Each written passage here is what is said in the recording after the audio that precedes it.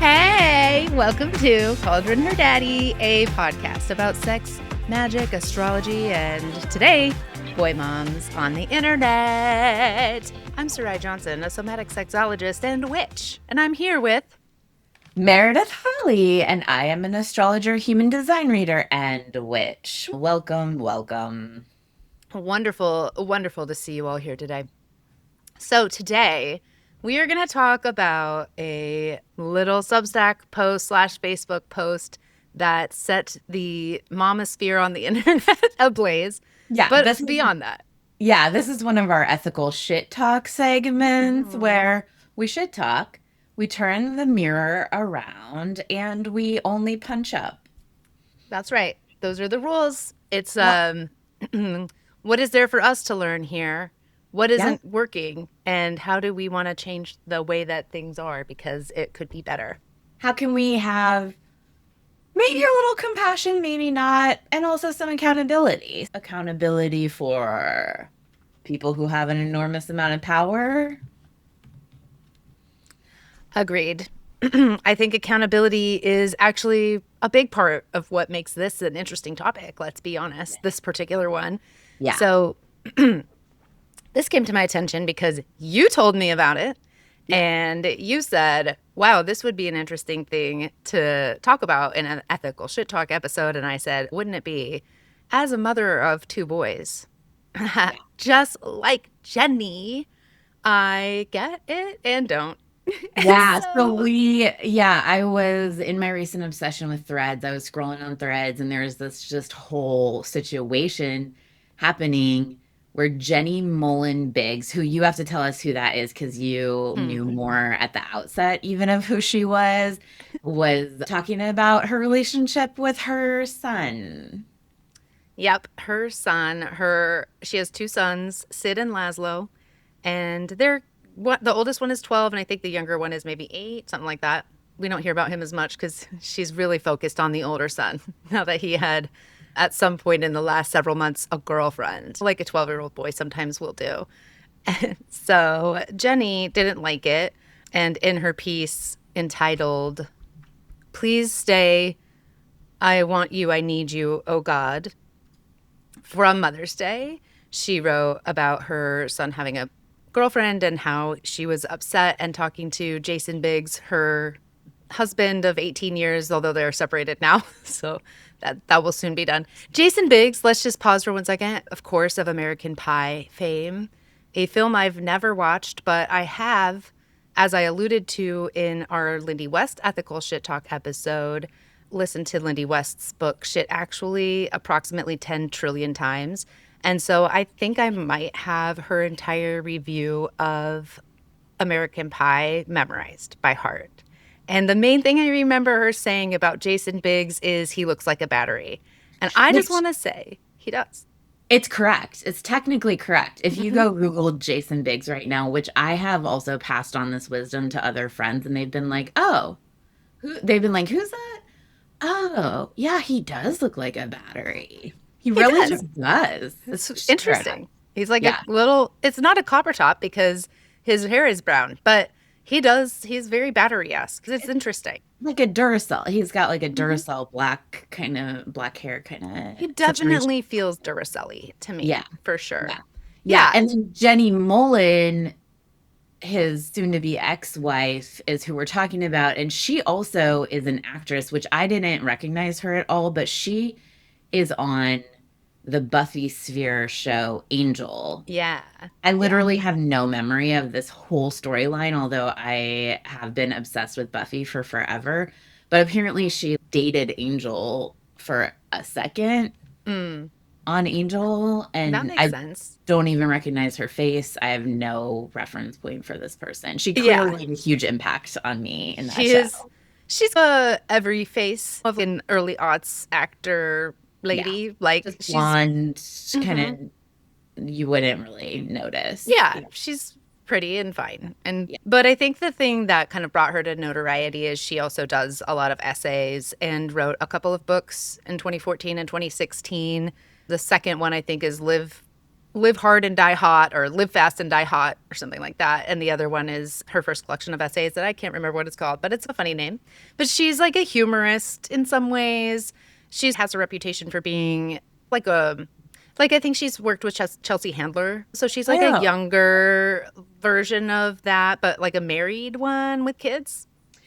Like I think raunchy and like outrageous and like that's what she likes to do is say crazy things. Yeah, I think that's one of the struggles I was having trying to absorb her social media profile is I Mm-hmm. was like, I can't tell what of this is you're doing to be funny and what of this you're doing because you have a mental health issue that needs to be maybe addressed by professionals. Do you know what I mean? Yeah, we could say that about almost every comedian though, let's be honest. Somewhere along the line, I get that it's funny. Do Yeah. you know what I mean? I don't know. I Mm-hmm. just was like, this isn't funny enough to me personally Yes.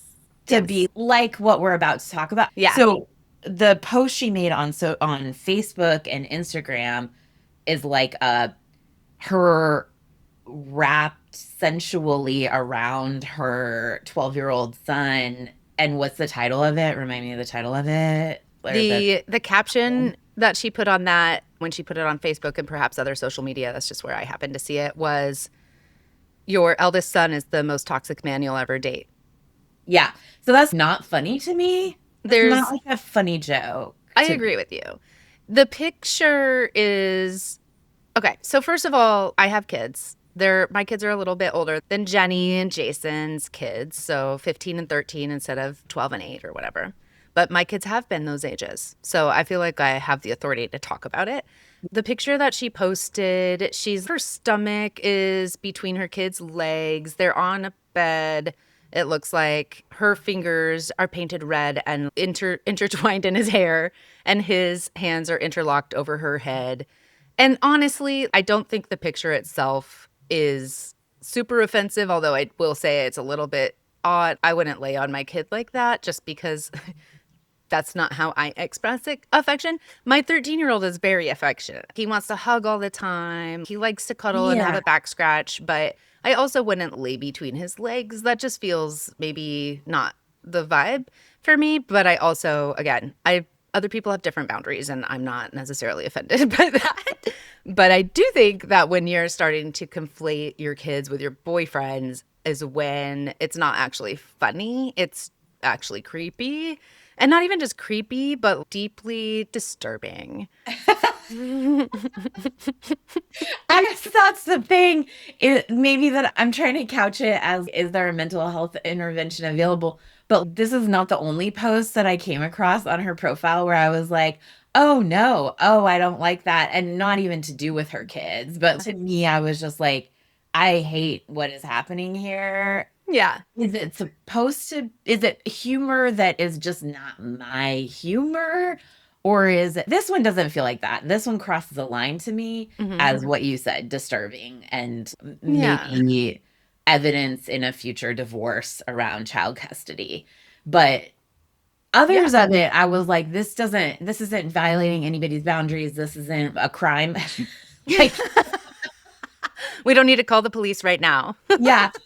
And I was like, I am disturbed by my reaction is to be disturbed, not to find it hilarious. And so I have a pretty definite line around disturbing and funny being separate things. Hmm. I think a lot of times people don't. I think partly maybe my background doing civil rights stuff, I've seen so many people couch racism and sexism and other discrimination as a joke when it's, oh no, it wasn't hilarious. You need to take a comedy class if you want to have funnier jokes. It was just mean or Yeah, just dehumanizing. But totally. like, I genuinely don't understand when people conflate disturbing and humor. Yeah. I think it's a way to avoid encountering the reality of something. So, like, what you're just saying is actually taking me back to a time. And I'm going to just get in our little Yeah. Wayback Machine and take us to, I think, approximately 2005. Do you guys remember Dane Cook? Oh yeah, he's a Remember good when everyone example. was like, guess what? Rape jokes are not funny. We shouldn't Yeah. joke about rape. How about? Because it isn't helping. One, it's like normalizing a thing that already is Yeah. normal, which is misogyny, which is women are objects. They're here for you to use for your own needs and desires. And if they withhold from you, that's their problem. And you should, like, I think what Dane Cook did was I respond to a heckler by saying somebody should rape her, right? Yeah, I Like, think that's right. Yeah. yeah, and what Jenny is saying isn't that, but it isn't. It is in the same vein to me, where it's Yeah. like it's not even punching down exactly, but it is using your kid as fodder for comedy, but also for putting your emotional and mental security in the hands of a child. And sexualizing a child, which And a child. to me, like you Purity know, culture. yeah, that's a really good point. I think one of the dynamics that makes purity culture dangerous for kids is that there's an assumption that it's not possible to sexualize a kid, so then it's okay to sexualize a kid and Yeah. to blame And also, them people for do it having. constantly. Yeah, In purity culture, the second you're born and they look at your genitals, you're sexualized immediately. yeah, yeah, Especially if you're born with a vagina, right? yeah, You have a vulva, you come out, people are like, oh, let's raise her a girl. She's gonna be a real heartbreaker. She's gonna yeah. whatever. And so they do Red close start arms, ladies. right Yeah, because you don't away. want to seduce innocent young men. But I think Yeah. like it to me also in the context of everything that's come out in the past year about the Epstein Mm-hmm. stuff and Mm-hmm. all of the to me, I hope examination that some of us at least have done as a country about how dangerous we make things for kids and how dangerous we assume things are for kids. I just Mm-hmm. think this kind of topic hopefully is more widespread known. Like maybe we're more sensitive about it. I would have hoped, I I think guess. so. I think there's a couple things at play too. This also harkens back to the early 2000s in another way for me, which is back in the early 2000s, I feel like we were seeing a lot of purity balls, like a purity Yeah. dance, a daddy Yeah. daughter purity dance. And there was this idea that a father owns his daughter. There's sort of a girl dad corollary to the boy mom. Mhm. It's different. The girl dad is partly it's a little enlightened because now it's like Matt Damon and Me Too. He's as a father and a husband to women and a girl daughter. I understand. Now I Yeah. feel it and it's okay. Thanks. I forgot about that. Yeah. There's a toxicity to it for Yeah. sure. And I think the idea of a dad owning his daughter until she's given away in marriage to a man is disgusting. Mhm. And I do think that the way that Jenny talks about her sons is very similar. It's not laced in purity, it's laced in emotional dependence. So it's not Yeah. exactly sexual, is a toxic mother in law in the making. So, Yeah. like, she starts the article, the Mother's Day article, with a comment about she hopes that her sons only marry women with dead mothers because she doesn't want to compete with the girl's mother because she already knows that whatever girl comes along to win the heart of her boy child, assuming they're heterosexual too, which is a part of this, that she's going to melt all of her jewelry and weaponize her faults or whatever.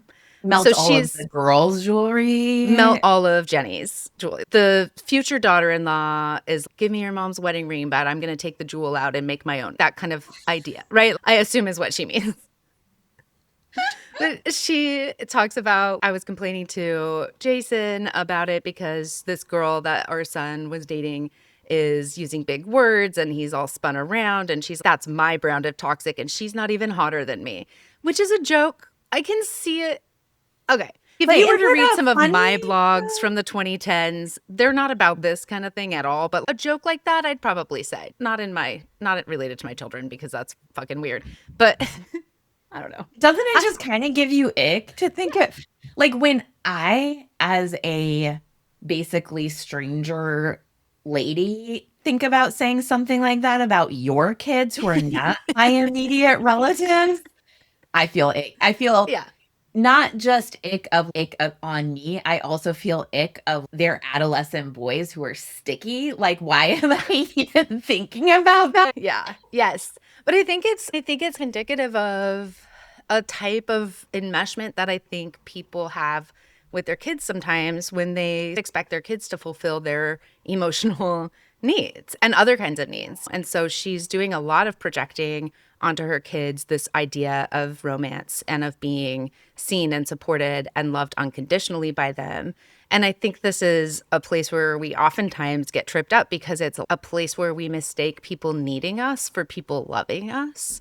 And instead of doing a normal thing and raising your children to be independent adults who have emotional intelligence and can navigate the world, hopefully on their own someday, we try to keep them dependent and needing us. And a lot of the things when she's writing about parenting at this point, because it is true, as your kids get older, you start to be like, oh, wow, this is going to change. And it happens really fast. And it's unexpected and sometimes when they reach a new phase and they don't need you as much. And for me, I'm like, hell yes.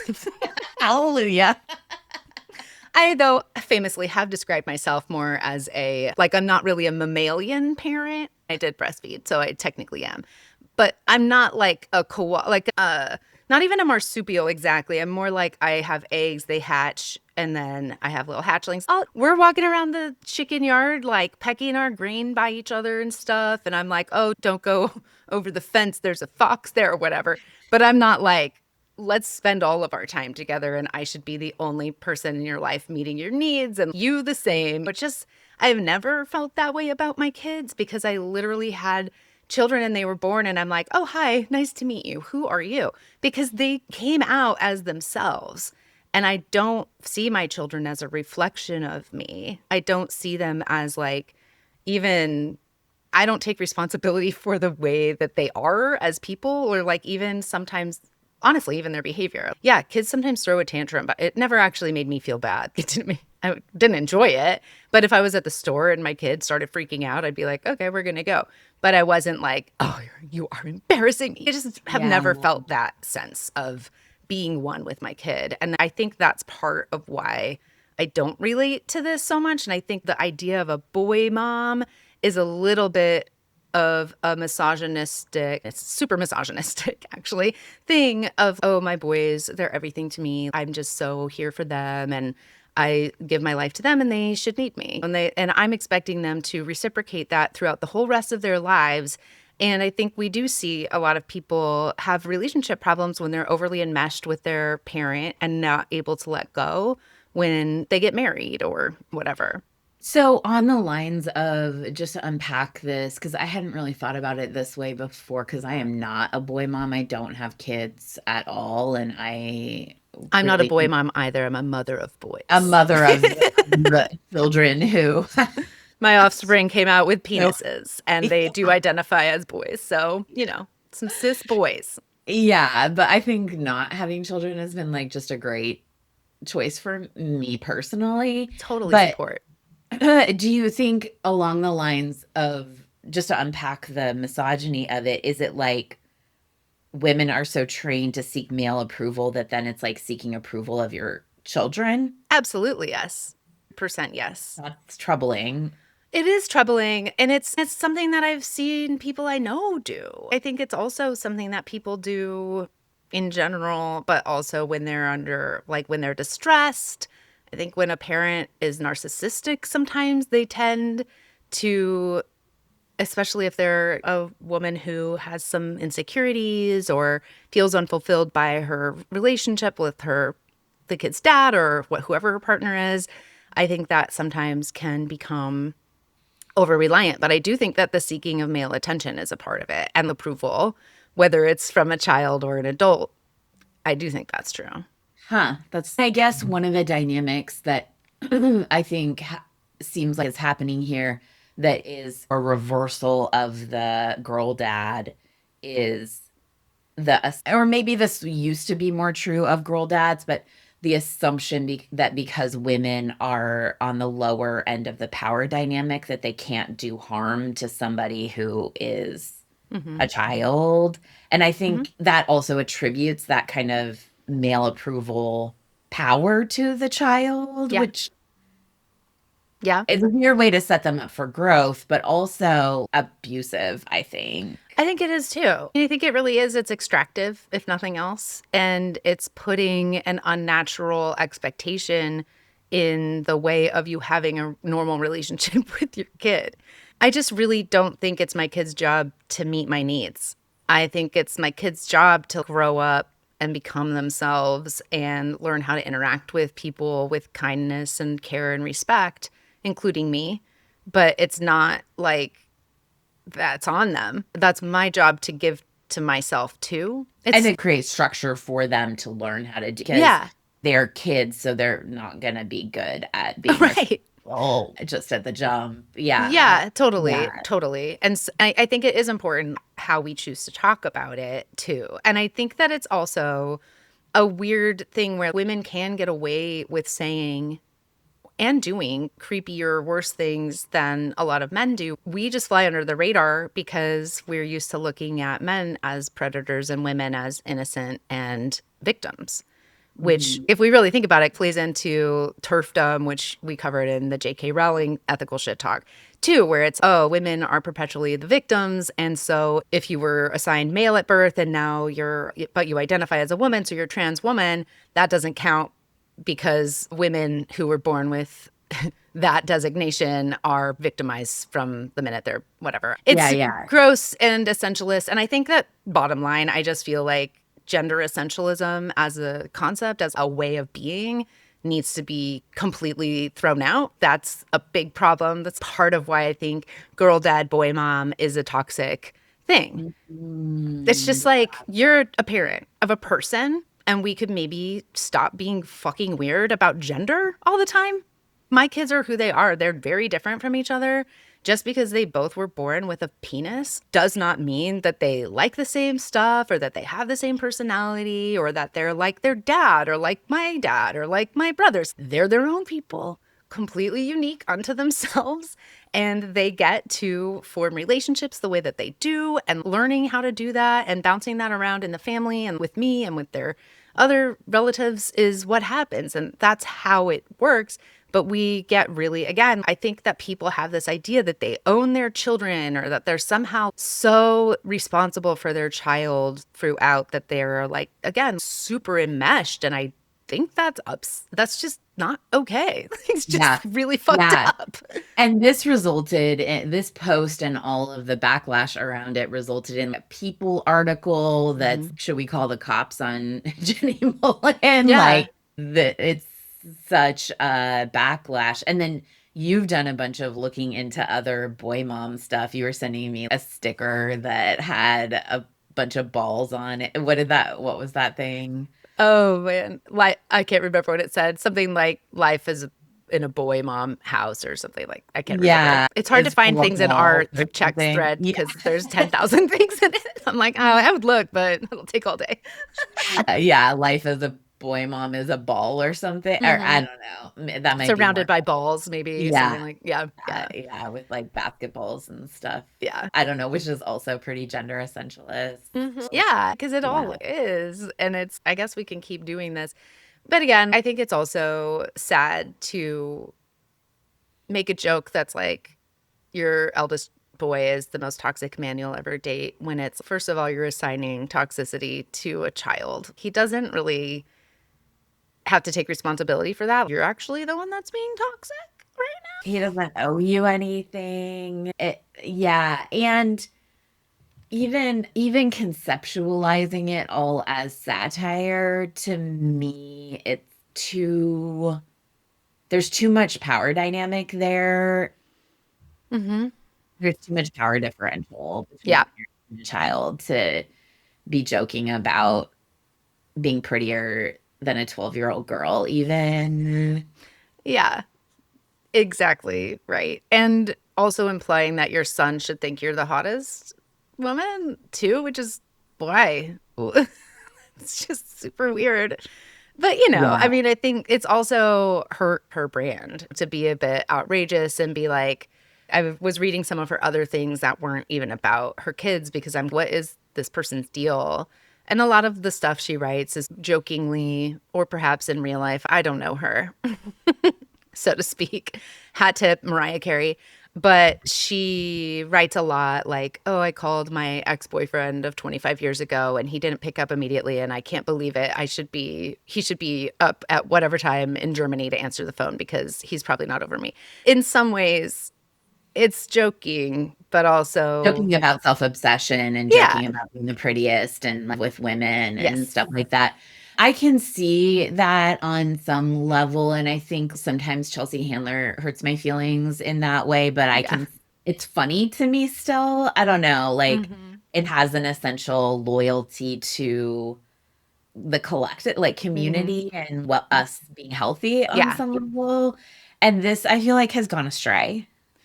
I think it absolutely has, for sure. And I think what she's attempting to do is write poignantly about motherhood with humor, but doing it in a way that is crossing lines and not really like it's taking away from the point because what is framed as humor is so disturbingly in line with grooming, Yeah, and with yeah, incestual family sexual assault, which is the yeah. way it happens. And it does happen to boy children. And we don't talk about that often. Frequent. And it's not just men who do it. So we do, I think, have to have Absolutely. conversation about the fact that women don't, Dane Cook doesn't get to joke at the audience and make them laugh with this heckler should be raped. But also, I think maybe we shouldn't joke about our 12-year-old sons being our toxic boyfriends and that their girlfriends aren't hotter than us. That is crossing a line, hardcore. Yeah. Yeah. Yeah. I do think I have worked with hundreds of people on sexual harassment, sexual assault issues, doing coaching work. And I've worked with a handful, not as many. I've worked with primarily people who have been the victims in those situations, the survivors in those situations, Hmm. however they identify. On the receiving end, but I've also worked with a handful of people who are on the end of being accused of those Hmm. dynamics or having admitted to um and that they were on the perpetrator side of Hmm. it. And the most common thing that I've noticed with people on specifically men on the perpetrator side, because that's primarily who I've worked with, is they have all of these stories of having had their own sexual assaults or Yep. their own experiences of not being allowed to have boundaries in contexts primarily with older women, but not only with older women. But I think that the more we teach people who are socialized as men that it's not normal for them to have boundaries, the more they expect to also participate in rape culture and not notice that they have power when they have power, because Absolutely. the whole dynamic where it's all stripped away from you. I do think the majority of crimes are committed by people socialized as men, but specifically cis men. Yeah. Yeah. Trans people who are socialized as men but are women and are trans women, that's not Right. true of. Right. The They are the ones who are being murdered, not yes. doing the murdering or raping. That is just true. Yeah. In spite of the bathroom controversies, that is actually not a real thing. No. That is not a Statistically real thing. speaking, it literally does not exist. There Like, are definitely examples of cis men being in women's bathrooms and attacking women. yeah. There are not examples of trans women needing to use the bathroom and going through the whole gamut. Anyway, you know Yeah. what I'm talking about. Yes. That's Yes. not real. Yeah. I You're also just really quickly want to amend. I did say it statistically literally doesn't exist that trans women are perpetrating these violent crimes. I'm sure that happens. Everyone can commit crimes. I'm just saying it's not prevalent enough to be a thing. It's not a statistic Right. though, because you got less than 2% of the population that you're talking Right. about also. True. So, but like it is a statistic with cis men that because you don't have to be trans, you don't have to go through that whole process to hide in a women's bathroom. True. It You turns could just out go in it. you can just go in, Yeah. and people do. Yep. They do it. It happens. Yep. They don't go through a whole medical process and therapy and everything that's required to transition. Anyway, but I think like when we expect, I don't know, this just feels really like extreme version, even if it's a joke of expecting boys both to have power that they don't have and to not have their own privacy, their own personal space, their own boundaries. Yeah. But I Yes. think then to me, as I have seen it later, working with people who are perpetrators, contributes to them when they do have power being a problem, not Yep. to blame like children or Right. say like her sons are gonna come out perpetrators because she's Right. doing this. But I think the dynamic Yeah. is there. It just perpetuates harm. It's generational, what the Bible used to call generational sin, which we would call generational trauma, ancestral trauma. And it is a cycle that plays out generation after generation. It's cultural, it's in the ether, but it's also in our line, in our ancestral lines. And I think those patterns do play out. And I honestly, I will say, I think a huge amount of that comes back to not respecting other people's sovereignty or even our own sovereignty. Having a need that is a normal need. It is a normal need to be loved and accepted. And I want to approach this with some nuance because even though I think that Jenny crossed some lines, like big lines, and I probably just am not really her audience, which is fine. I do think that her intention is to express something real and visceral about motherhood and how it does feel like you're extremely vulnerable because you're given this gift of a very beautiful relationship with a child. It's really unique. It's a different thing than you'll experience in any other scenario, except for maybe if you have a really good bond with your kitten or your puppy or whatever. I'm just saying this because Pema is your Different. animal child. And I do love Pema. Also, Mhm. I recognize that it's different. It's I've different, but I've it's also not. lived with a couple of moms as they had been involved in the birth process and lived Mhm. in that it's Yeah. different. It's Yeah. a very intense Yeah. and I mean, like consuming totally. process. Whether Yeah. you have the babies from your own body or otherwise, they are, yeah, they're your Yeah. true dependent. Like they're attached to you in a different way and they Yeah. need you in a different way than anyone else ever will, which is great. And also not a permanent situation. Thank goodness, frankly. It's a lot. If I had to do that infant to 5-year-old thing forever, I'm sorry. I just couldn't. I just couldn't. That's why every time my kids reach a new age or phase, I'm like, this is my favorite age or phase that they've ever been. Because I do feel like I want to be here now for what Yeah. they're doing now and experiencing them at whatever age they're at and not trying to push them too much to be some other way or to rush it or anything, but also not to keep them small or keep them stuck in a place that's just convenient for me or makes me happy. They change over time and they're not mine as in I don't own them. They're mine as in they're related to me and that I love them and they're in my life forever, but not, yeah, not in a domineering or ownership kind of a way. Yeah. So Jenny Mollen responded to the backlash, right? Hmm. What did she say about it? Her response is called The Love That Breaks Us, just talking more about the grief. She talks about it as grief of seeing her children grow older and have what she says this is actually from it. There's something devastating about. First, she starts off with last week, the internet called me a child molester for posting a picture of myself holding my son, which is the picture we discussed, and that she had also captioned in a creepy way. There's something devastating about realizing your children can survive without you and be content somewhere else, happy even. And the security you once felt in being their entire world was never meant to last, which is true. So I'm glad she knows. But I do think that she's not taking any kind of responsibility for saying, yeah, I get it, or that was a weird thing for me to say, or whatever. It's just a little bit of like more exposition. She does talk a bit about her mother who left her when she was 12. So her mother moved to a different state and she was no longer in her daily life. And I think that there's something in, she does a little bit allude to or write about having a sense that if I'm a great parent, then this won't happen again.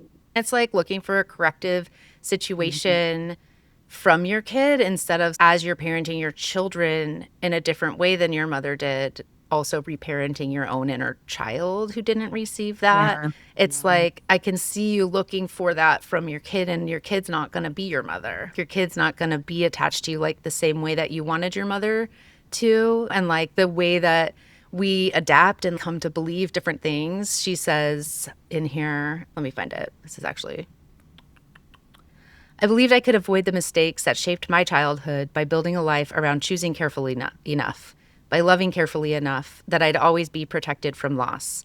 But life unfolds in ways we can't control, and sometimes the story you think you're supposed to have isn't the story that will change you into the person you're supposed to become.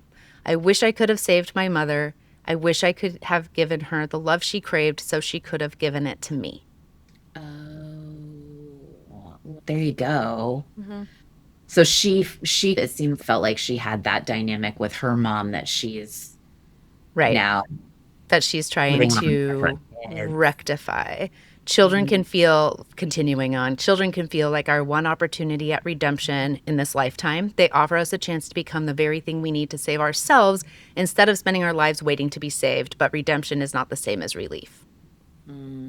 That's I feel like I have some problems with even that whole concept because it's another way that she's centering herself in Yes. her children's growth. Yeah. And I Like just her think that kids are that's accessories to her more becoming. Yeah, uh totally. yeah. I just think I yeah, honestly, that and that also to me speaks to treating the experience of her relationship with her kid or her kid's sexualization as a joke. I think it also has some overlap there. One of the problems to me with joking about things that are very visceral, real harms to very vulnerable people is that the joke, I think you said this earlier too, the joke normalizes Mm-hmm. the harm, right? Yeah. And that's the problem with rape culture jokes is that, oh, if it's a joke, it must be fine. So we're all doing this. And I think sexual trauma to kids is a real centerpiece topic on the national scene that Yeah. is not funny. Not Like, funny. Yeah. and even making it a joke. But I also think the line between making it a joke and centering yourself in your child's development experience Mm-hmm. isn't, there's not really that seems overlapping to me. I think it is. I agree with you for sure. Because again, it's like my kids' lives are not about me. Like Yeah. they're here through me because I had an egg that was fertilized and then carried them to term and ta-da, they exist. But it's not like the rest of their lives is somehow pinned to me and about what I'm doing or how I am as a person. My job is to be myself and to care for them, make sure that I provide what they need and try to attune to their needs and to who they are individually because they're not the same person. They're two totally different people who I completely love with all of my heart in a truly wild and crazy way, and also who I don't hold tightly as if they're exclusively mine and no one else's ever. You know what I mean? Well, and it as though their development process is your healing journey. Like Right. I just think that's the overlap there. Like I would I just think it love to also give a PSA to anyone who's considering becoming a parent so that you can contribute to your own healing. Maybe don't do that. That's not going to work for you. it's gonna Your go children will bad. not heal your wounds. It's gonna go bad for you. Oh, They're yeah, it's not gonna for make them you to worse. use to palliate your problems. That's not what they are. It's also related, I think, to another topic that we've talked about before of the relationship escalator. I think oh, marriage is going to solve my problems. Oh, marriage didn't solve my problems. I guess having kids will solve my problems. Hmm. And then you get to a point that's like that pre-adolescent, adolescent point where you're like, oh, people aren't impressed that I'm a mom anymore. Like, I don't have a baby. I don't have a toddler who's screaming that people are sympathetic about. Yeah. There's not a lot of drama about it, but there is still a lot of work around it. Yeah. Yeah. True. And then you're like, oh, this didn't solve my problems. I think it's true for a lot of moms, a lot of parents that at that age you have a little bit of a crisis. For sure. Yeah. I don't think it's a coincidence that a lot of folks, I can't remember who I was saying this to the other day. It might have been my sister, where I'm like, I think one of the things that's really interesting is that depending on when you have your kids, by the time they're early teens or teenagers, you're going through menopause. I'm in a phase right now where I'm like, I'm ending my your no wasn't strong enough era, which is my wound, my own wound. But part of Yeah. how I'm ending that era is also how I'm relating to my kids, right? I'm like, oh, you're not listening to my no. I need you to hear me say no. That's a boundary. I am enforcing a boundary. And Yeah. that's for me, that's my work. And the way that my kids are interacting with that work is by receiving those boundaries from me. And that is part of what I'm trying to do to reflect to them. How do you relate to other people in your life when you want something that you can't have or that they can't give you or won't give you? You don't get to hound them and, badger them and bully them and cajole them and never let up and argue forever until they give you what you want from them. Hashtag rape culture / purity culture, same thing, different name. But I think that's part of this too, is just Yeah. recognizing you do heal. You do, if you want to heal, you can. And your job is to do that for and with yourself, not relying on your children to, again, bandage you up. You don't get to extract from your children to feed Which is your work, narcissistic supply that you need. which is like the healing work is the work you have to do as a human on top of the work that you have to do to parent the human. Absolutely. Yeah. It's like a parallel track, it's not merged. You Yeah. can't merge them. You could try. It's just going to fuck up your kids too. And And that's how then we you end up perpetuate that same ancestral generational trauma again and again. crossing that line sometimes of is it a joke or is it a report to the police? Yeah. Even like less upsetting, like non-sexual things. I've had a friend of mine that I used to have who was always talking about, oh, my child's going to have to live with me until they're 25 or maybe forever. And so I'm just going to plan on that. And then consequently not equipping the child to be self-sufficient or know how to survive in the world or understand anything or care about that his future, like Yeah. himself. And I think that's also a problem. Which I think is that's more of the also a neglect it's side neglect. of, Yeah, yeah. exactly. But it's still a problem, and I think again that still perpetuates this like narcissistic kind of way of relating to other people. Like Yeah. all other people are about me and meeting my needs or somehow helping me achieve whatever it is that I'm trying to. It's kind of interesting because we have focused on the heteronormative side of Mhm. this, but I think this kind of dynamic does happen between moms and daughters more Mhm. frequently. And it's not as sexualized Right. necessarily, but it's like emotional obligation that Mhm. the girl child has to raise the mom, I think is a real thing. I remember one time I was in my 20s. I had left Peace Corps in Ukraine to go back to help. My mom was diagnosed with a terminal illness, and I had gone back to help her sell her store and kind of set her up for whatever her end of life plan was going to end up being. And I was living with her and my dad. And there was this one day that we were standing kind of in the kitchen and she said something and I said, "Oh, what is that? I don't know." And she was like, "You don't know what that is?" And I was like, "Oh, wow, that felt mean." And she was like, "Oh." She stopped and she was like, "Oh." I realize that when I think of you as such an extension of myself, that when I talk to you like I talk to myself, and I have the same kind of contempt. she didn't say contempt, but I have that same kind of tone with you as I have with my inner voice. And I've Oh, thought lately about my many asexual, lesbian, romantic relationships that I didn't realize were yeah, I've had them all. I, The first what? time I heard the word codependency was in high school when my best friend went to the church counselor and she was like, I think you guys are codependent. And I was like, what does that mean? It was true. She was correct. Thanks, Mavis. And your reader, we were. In fact, the narrator says they were. Yes. They were.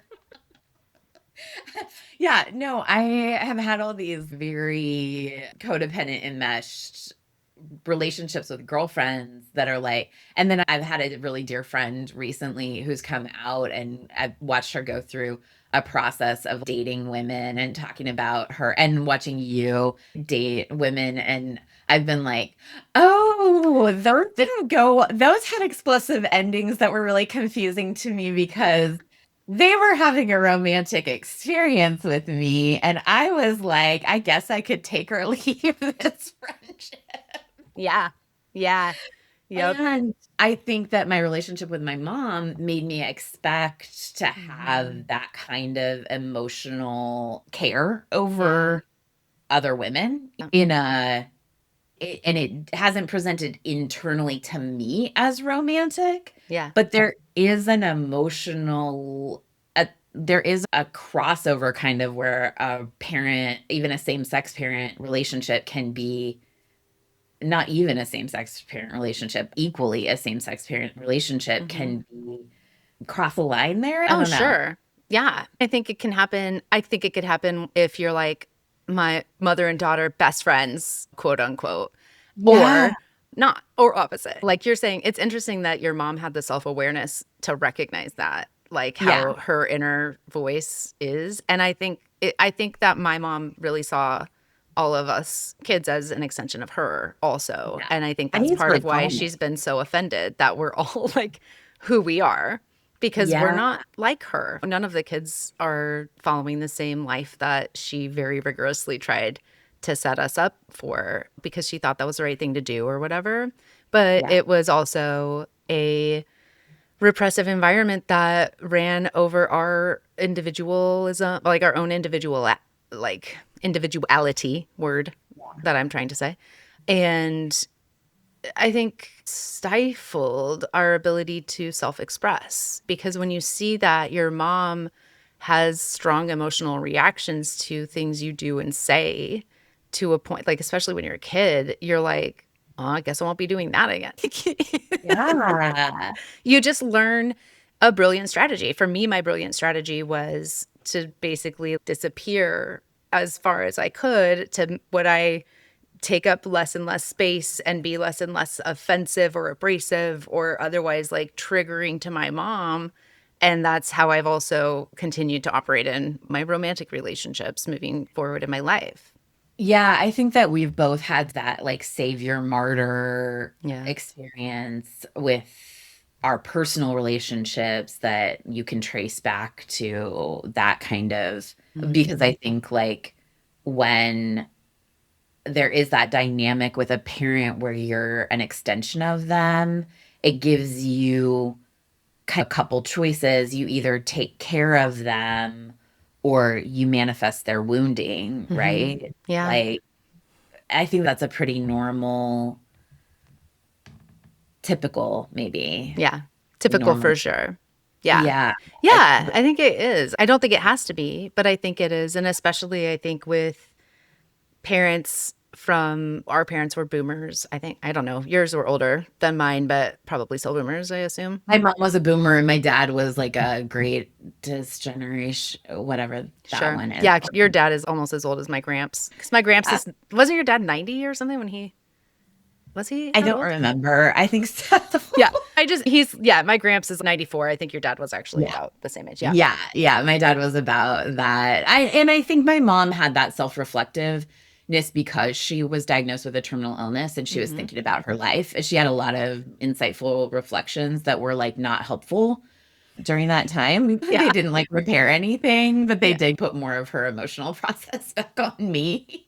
But they Yay. weren't wrong. Yeah. Like Yeah. at one point she was like, I just am sad because I think if we were peers, you wouldn't be my friend. And I was like, yeah, Yeah. True. you would have to be braver. My friends tend to be brave, and you're Yeah. not like, Yeah. but I also was kind of like, it's a weird thing to say to your kid. Yeah. Yeah. Right? Yeah. Yeah. Moms Yeah. these days. And so I think I have a very visceral response to Jenny Mollen's post, to the Yeah. pictures. I have this very full body Yeah. no Yeah. about it. I really don't like it. I can have some conceptual understanding of it, but Hmm. I just am having a really hard time having any kind of sympathy for it and Yeah. not just having this emergency sense of get those kids out of that house. Like, Yeah. Yeah. I definitely hope they all get therapy. It's also hard going through a divorce. And I feel like when a mom who's oriented toward depending on her children for emotional support, especially her boy children, it's easy for that to then become you're the man of the house now and you have to step up and take care of your mom. And that is not appropriate for children. It is what people have said though over many generations. It's just not right. And again, it's still misogyny, it's still patriarchy. We do not need to act like boys are responsible for women's well-being, whether it's their moms or any other person. We're responsible for ourselves and how we treat other people. And we can have empathy and we can be there for people, but it is not your job to take care of your mother when you're 12. It is just not. yeah. No matter what your gender is, no matter what Right. your assigned gender at birth is, no matter what your actual gender is, Mm-hmm. it's just not. Yeah. You're like moms are not helpless Mm-hmm. and kids are not responsible for their mom's emotional well-being. Yep. So No. let's not be weird and misogynistic parents or gender essentialist parents, maybe. It's just so unnecessary.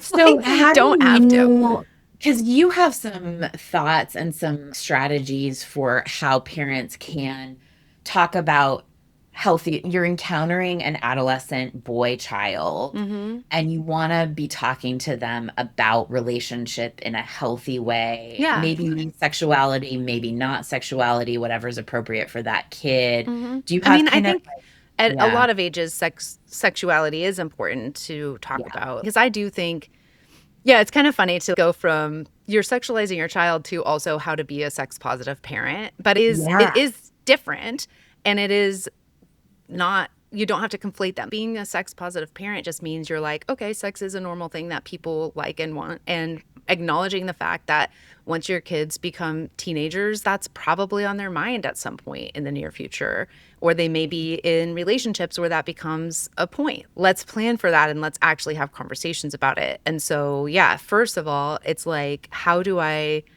luckily, I already was on this track from the time my children were very little. Since they were born, I've just never made it weird that they're touching their bodies or whatever. It's just like, how do you, when a kid is like, they're touching themselves and they're like, look, it gets hard. Okay, cool. Yeah, doesn't it? Do that in privacy. You can do that all you want in there. You don't do that with other people in the room. That's something that's for you, only in private. And helping them understand their bodies and not be grossed out or freaked out or ashamed about what happens with their bodies. But then when you're a teenager, yeah, helping them understand relationship dynamics and how to respect people, understanding they have hopefully a good grasp on what consent means, because it's not just about sex. Consent honestly is literally, how do you honor someone else's sovereignty and respect that while you're also sitting in your own sovereignty and being your own full powerful self and recognizing other people's ability and capability to be that for themselves and having the expectation that we do that. and that other people we're in relationship do that. I think that is one of the main things that I'm trying to instill in my kids. You are Yeah. you, and someone else is them. And if they tell you you're bothering them, don't keep doing the thing that's bothering them. Or if you want to get to know somebody, then ask them questions and learn about them and be curious and things like that. So yeah, I think And so those are some some of of the, that, it sounds is being developmentally appropriate. yeah. Like when a kid is exploring their body, they're obviously at a younger Mm-hmm. age. And then as they're like teaching them skills for just how to engage emotionally with humans and pay attention to other humans, it seems is part Yeah. of that transitional point in Yeah, adolescence. I think so for Like, sure. And yeah. then as they progress, like giving them more information and access to resources that they need. My partner has daughters, and one of the things that's been interesting to watch develop in that relationship is how he's relating to his daughter who's 17 and has her first really serious boyfriend, and approaching the idea like when we first got together, he was like, ew, no, hell no, I don't want my daughter to have sex, ew. But then it just evolves because he's also, I was a teenager when I started having sex too, and Yeah. I had no idea, and no one told me anything, and I felt weird and bad about it. And that's not what he wants for his kid. And so he's stepped up and had these conversations with her and her boyfriend, just really nurturing, supportive, helpful, kind ways of supporting his child and making decisions about what she wants in her life. No pressure, him helping her. She already has really great boundaries, like just establish that throughout her life. And so I think it's just a beautiful thing. And it's partly because he's in tune with her as a person and has a relationship with her as a person and knows she is herself and he is himself and the boyfriend is himself. And they all have whatever relationship they all three have, but recognizing the sovereignty of these individual young people while also recognizing the sovereignty of their relationship together as well. Yeah. It sounds like some of what you're saying is acknowledging yourself and your instinctive reactions Mm-hmm. without putting that on the Totally. kid, acknowledging it, not trying to repress it, not trying to say, oh, I actually feel wonderful about this if you don't feel Yeah. wonderful about this. Yeah. And then knowing and learning about who the child is as a person so that you can encourage them to be more them Yeah. without putting your stuff onto that, and then Totally. also providing access to information that Yep. might support that's outside of you and even and what you know, but being a conduit Mm-hmm. for access to information, it seems are Yeah. important Totally. parts of it. Yep. Yeah, I think one of the things that I think comes up for me also with the Jenny Mollen story is I think that we have gotten more clear culturally about like really literal consent related to specifically rape. Mm-hmm. And we're way less clear about consent, about emotionally charged topics, Yep. about communication consent, about Yes. personal privacy based consent. And I Mm-hmm. think a lot of times those, like, I see it both ways. I see cis men to trans men, any gender, I think can be the source of you must listen to my personal trauma dumping or emotional processing. We have to have this intense conversation right now, even if you don't want to. Mm-hmm. I think that there's a range of how that shows up. Yeah. And I think especially with kids, it's just they're just so tender and vulnerable. And I think Mm-hmm. it's important to be more cautious about even how we model requiring Yeah. kids to stay in an intense conversation, even Yeah. requiring to listen about our emotions, Yep. even that level of boundary. I Mm-hmm. think Yeah. we're not really there yet I think culturally. that's totally true. And I think a big part of parenting for me has also been recognizing when I make a mistake or No. I do cause harm in some way or cross a line or whatever, or I react in a way that I don't like or yell. Yeah. I hate yelling, but I also do it sometimes because often I just don't feel like anyone's listening to me. And so I will raise my voice. But the thing that can happen after that is repair, right? And to go back and say, hey, I was really reactive in a way that I wasn't proud of, and I also am a person in certain things. My older son hopefully won't mind me telling this story, but in the last year or so he's been extremely frustrated when the garage is messy, and he's personally cleaned it a couple times, which is amazing. And then I commandeered a big part of it for my business, which he was like really upset about and felt like I took advantage of his labor, which I don't think was the case, but I get it. And I also, during in that process, there were a lot of times where he was very upset and yelling at me about the house is messy or the garage is messy and I'm not doing enough or whatever it is. And that is particularly triggering to me because of past relationship trauma I have. And so having that recognition and even saying, I just want you to know, like, this is a topic I'm not willing to be yelled at about by you or anyone. So it's not okay for you to yell at me about the house being messy. If you don't like the house being messy, clean it. Like, it isn't only my job and it's not only me making messes. It's absolutely a team effort on all fronts. But that is a thing that's not okay. So that has been a process too of like me recognizing that my reactivity is coming from somewhere, and for him being frustrated by like, oh, you just don't even want to talk about it, or you start crying and we don't get to continue. And I'm like, okay, so here's what's not working for me. I can't be yelled at about this. And I also, the boundary is if it's messy and you don't like it, clean it. Like, I don't, it isn't my job to be yelled at about it. Just pick up the vacuum cleaner. I don't, Jesus, you're mad that there's crumbs on the floor? Then vacuum them. That is how you solve a problem. So Yeah. some of it has also been helping them understand my sovereignty, because kids don't always think that their parents are individuals that are like sovereign unto themselves either, because we also don't always tell them that. They don't always know. But there are times when I'm just like, hey, I just need you to know, like, I am just a person. I'm just trying to figure out how to live. We've got a roof over our heads and we've got food on the table, and like, you get to school every day and you have the clothes you need and everything. But like, other than that, it's not going to be perfect and smooth sailing all the time. But I also I'm just a person. I'm just trying to figure stuff out just like you guys are. And it sounds like you were saying you're just a person, and also you were taking the parental step of saying, here's what the expectation Yeah. is of Yeah. conduct ourselves. Like, you're Yeah. not saying, I'm just a person. I would like you to take care of my emotions around this. You know, Totally. Right. I'm yeah. not like, solve my emotional trauma that I have it being nitpicked to death about the house being some kind of way. No, that's not his job. My job is to say, this is a boundary for me. I'm not willing to be yelled at all, period. So it's not okay for you to talk to me like this or anyone else, because I don't think you should yell at people.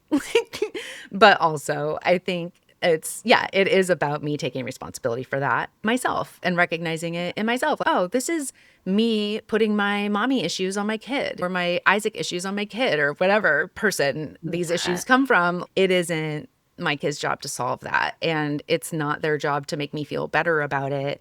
If they run into that tenderness, that swollen nerve I have about it, yeah, I can get triggered, but it isn't their business to fix it. It's my business to deal with it and to understand, like, how do I interface with my kids about this so that they understand what's appropriate for them to understand without being burdened by having to fix something or change Yeah. something about themselves necessarily, except for how they are behaving or talking or Right. Right. engaging in the relationship.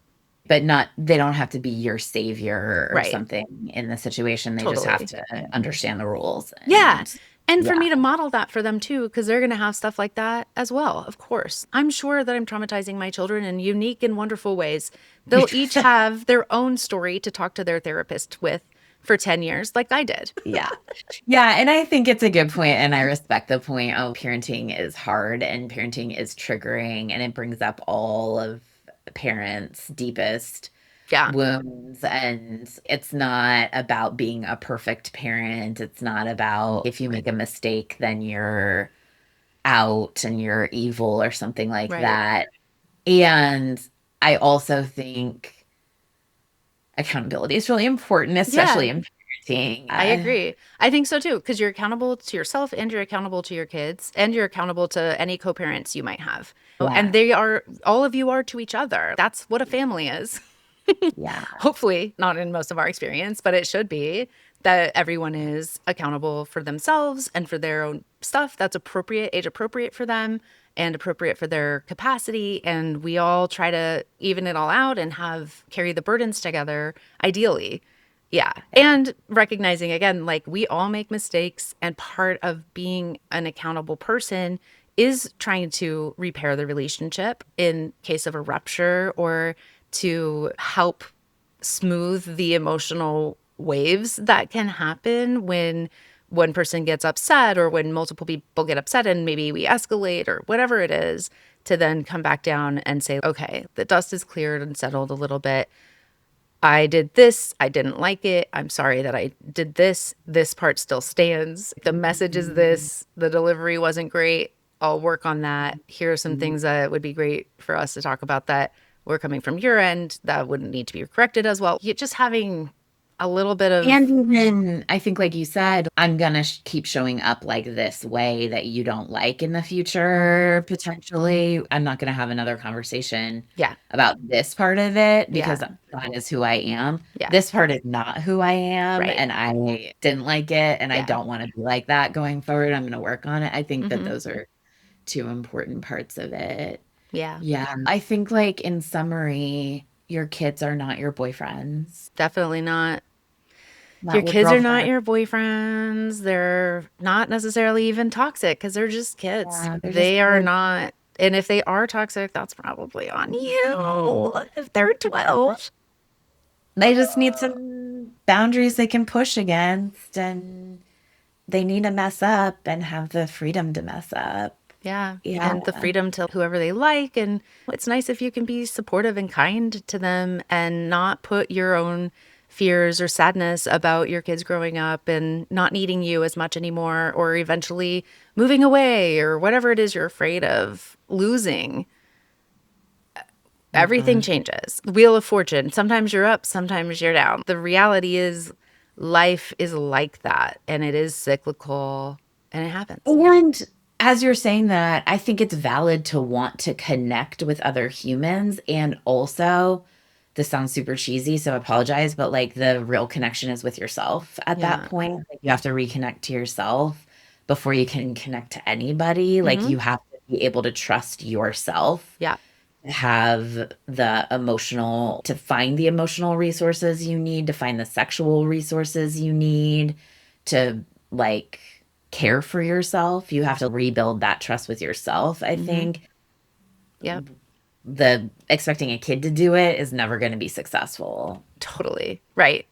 Because they're a kid, and the parent child relationship is a really beautiful, sacred thing that can get really warped because we don't have a lot of great examples of it. And probably we were all raised in weird, different ways. Our parents are all just trying to figure it out too. But I think we do have hope and an opportunity. The more we have information about how to appropriately engage with human children as their parents or as significant adults in their lives, the more that we can do it better and hopefully raise better adjusted, emotionally intelligent human children who become human adults and then eventually respawn and have their own kids and hopefully do it better than we did. It Yeah, just and look happens. to themselves and look to appropriate experts for their emotional challenges Hmm. so that they can be present for Yeah. their kids. And Yeah. yeah. And themselves. Be present for themselves because their life is theirs. And the more that you can be in your own life, the more that you enjoy it and have the kind of life that you want. Yeah. Yeah. So I feel like there's a number of topics that this hits that you are just really great at talking to people about. One is parenting kids through divorce and Like, should you healing stay in the around. relationship for the kids? No. That's a sidebar bonus. Do not. That's not working. If you And think that you're can doing be, that, you're not doing it good. Just FYI, it will affect your kids. and in a lot of these ways, like a lot of Hmm. times when people stay in relationship for the kids, Yep. they're not consciously perpetrating this kind of dynamic, but they are unconsciously perpetrating this kind of dynamic where they're getting their emotional needs met through their children. 100%. Yeah. Totally. Yeah. Yeah, but you have helped people like decide whether it's time to leave Hmm. relationships, like work through what that means for them, and Hmm. also heal around that kind of loss Yeah, without trying to, or like working through the instinct to put that on the kids or totally. Or to, even to shove it down and hide it. yeah, I think, I don't know. I feel like my kids have seen me go through all the emotions that a person has. I think that's fine. yeah, Like, they've seen me get divorced from their dad. They saw me in the relationship that ended that I was in for a long time. They lived with this person too. He was another parent to them. And losing that relationship was really hard, but necessary. Helping them understand the context about how or why these things happen without being like, it's because your dad is whatever, or whatever it is. yeah, It's like, I do want them to understand, why am I crying? Oh, this is going on. Or when they were really little, they were 2 and 4 when I got divorced. So helping a 2 and 4 year old understand that is really different than helping a 13 and 11-year old, which is, I think, how old maybe they were younger than that. Maybe they were, I don't even know, 10 and 12, something like that in that breakup. I think, yeah. And they've seen me lose my brother and still see me cry a lot about that. The other day I was outside with my younger kid doing hammock time. We just sit on these little hammocks on the porch, and he was out there with me, and I was like, I've been really missing my brother a lot lately. And he's, yeah, you just sometimes you just have months where you go and you're fine, and then you'll just start crying a lot later. And I'm like, yeah, that's how it works sometimes. It's like what grief is like. And I feel glad that I'm able to be open with my children about my emotions without hopefully overly burdening them with them or trying to make it so that they have to make me feel okay. I try to say, I'm crying because of this thing that's happening and it's hard for me. And it's not your fault and it's not about you and you don't have to fix it for me. I just have feelings about it. And that's a normal thing. So it's okay for me to have feelings and it's okay for you to not have to fix them for me or make my yeah. life some kind of way. Doesn't mean something's bad. It Yeah. just, And it I doesn't get, mean anything about them. It's not their problem. It's hard when your mom is sad and weird. But also, it's like, I'm not only sad and weird, but I well, have to and allow that. part of the assignment of being human is to experience the range of emotion, I Yeah. think. And so if we model to kids that we never experience the range of emotion, it Yep. says to them that they're not allowed to also. But I think it's a tricky line because we're so conditioned to say it's bad to have uncomfortable feelings Hmm. that I think it's tricky to have the uncomfortable feeling that you're trying to navigate and also try to help somebody understand they don't have to fix Yeah. it. It's not something to be fit. That's Yeah. a multi-layered experience It right there. is. And even for you to not think someone else has to fix it, because that's Yeah. another thing that we are modeled a lot is like, oh, it is my problem to fix other people's feelings or Yeah. whatever. But yeah. Yeah. Yeah. Yeah. Yeah. So if people are one about navigating divorce with kids, if they're curious too about helping their kid, like watching their kids transition into adolescence and how to be supportive around that while acknowledging that the parent is going through their own experience. Hmm. I feel like those are two things that you do really well. What's the best way for people to get in touch with you if they want some support around Go to that? my website, use any of the contact forms, or download the podcast, Your Own Divinity, or take the desire map slash sovereign power quiz, whatever I'm calling it at whatever time. Just see what's there for you, but get in touch. Let's talk about what you're looking to do and what you need and figure it out, because it is something that's easier to navigate with help. Even that sense of like when to know, and even giving yourself permission to leave a situation that's not working for you, even though it affects other people's lives. That's a hard thing to do and to know. But I just think, once again, I think I say this all the time, but it is, if something is right for you and what you actually need to be well and wholehearted in your own life, then that is the best option for everyone. And that's just Even if they true, don't like it at the time. even if they Yeah. don't like it, even if it makes them uncomfortable, because it will. Change makes people uncomfortable, but it's less discomfort for a shorter amount of time than living in a way that is repressing and suffocating you. because you'll die from that. Yeah. You Yeah. will, in Yeah. one way or another. Meredith, what if someone's, what's my astrology? And like, how do I have, what are my patterns? And what are maybe my ancestral patterns that I'm reenacting in my Yeah. life? How would they get in touch with you? Yeah, and I think one of the things that is interesting in a situation like this is I would not be surprised if Jenny Mollen was having a Pluto transit that is Oh. related to this whole situation. Mhm. She's reading full Pluto transit right now to me, and I hardcore identify with that experience Mhm. because I had 10 Pluto transits recently and it's rough. And you do the wrong thing and you say the wrong thing and you get obsessive about the wrong thing.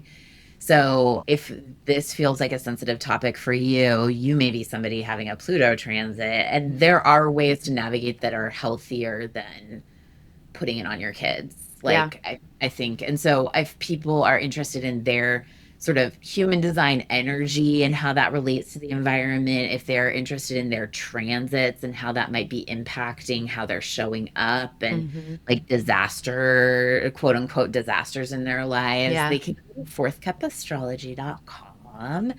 And I think usually a natal chart reading is the right way to go with this kind of thing. I did a chart reading recently where somebody was having a Pluto transit. And I was like, okay, this is going to be an experience where I don't want to pry into your life, but you need to get a therapist. And Hmm. the person was like, oh, I got one 10 months ago. And you're right. I would be dead if I didn't have a therapist right now. Uh-huh. Yeah. Yeah. So I think sometimes the more you know about that stuff, the more you're prepared for the resources Hmm. that you might need. Yeah, that's great. I think I forgot to say my website, which is saraijohnson.com. But Oh, yeah, that's where you go for all those things that I mentioned. Yeah.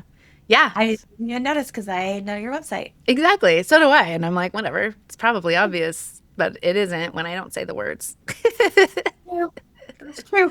That is also a good tip for consent and relationships. Oh, yeah. Amazing. You got to say the things. Yes. Sometimes you have to say the words out loud, even if it's boring and you already know them because Yeah, they're in your mind. totally. Yay. Yeah. May you be sovereign and any children you have in your care also be sovereign. And you learn how to enact a healthy relationship there. So let it be. Yeah. Yeah.